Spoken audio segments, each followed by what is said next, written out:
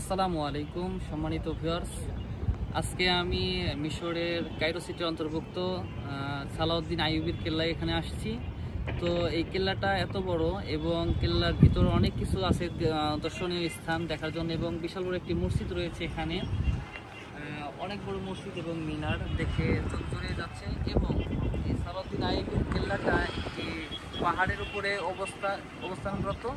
এখান থেকে ফুল কায়রো শহরটাকে ক্যাপচার করা যায়, দেখা যায়। আপনারা দেখতে পাচ্ছেন ফুল কায়রো শহরটা কিন্তু এই কেল্লার উপর থেকে দেখা যাচ্ছে। এবং সবচেয়ে আশ্চর্যজনক বিষয় হচ্ছে এই কেল্লার উপর থেকে মিশরের সেই ঐতিহ্যবাহী গিজার যে পিরামিডটা আছে সেটা দেখা যাচ্ছে।